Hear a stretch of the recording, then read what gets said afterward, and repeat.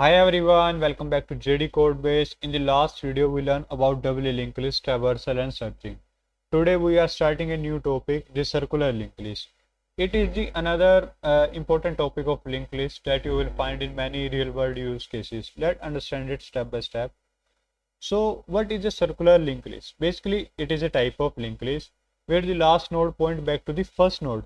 In the normal linked list, the node next pointer to point to the null, right? But in the circular linked list, it points back to the head, and this makes the list circular, like a loop.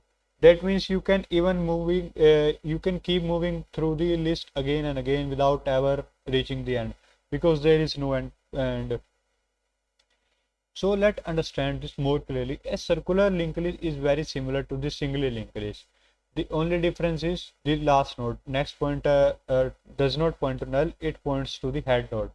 And because of this connection, the list become a loop and we can start traversal from any node. It will go through the all node continue.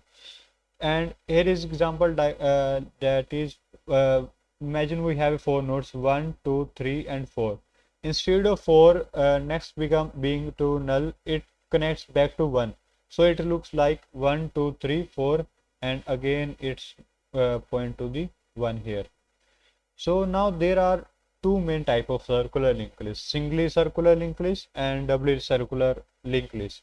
So let's talk about the first one, single circular linked list. Each node has two parts, data and next, and the next pointer point to the last node and connect back to the head.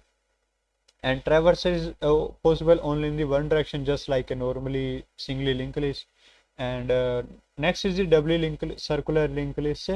Here every node has both previous and next pointer, and the last node next point to the head and the head previous point to the next node. So you can move in both directions. We will cover this DCLL type later in this series. So let's quickly see how circular linked list is different from a normal singly linked list.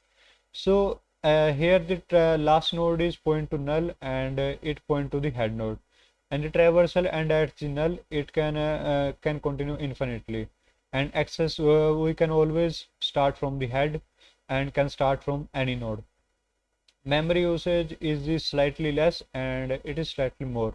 So in short, the circular one does not have any ending points. So and you can start traversal from anywhere in the loop. Now, where do we actually use this? Circular linked lists are very useful in real life programming cases. Let's see some example.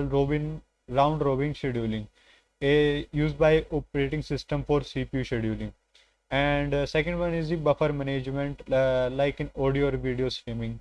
Third one is circular queue implementation to reuse memory efficiently.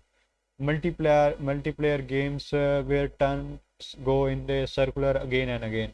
And even music playlists where after this last song it loop back to the first song again. So basically, wherever things move in a circular, you will see a circular linked list behind the scene. So let's quickly summarize what we learned today. A circular linked list is just like a normal linked list, but the last node connect back to the first, and this make it useful for the cyclic or repetitive data structure, and it allows continued traversal without any null ending. In the next video, we will move to VS Code and see how to create and traverse a circular linked list step by step.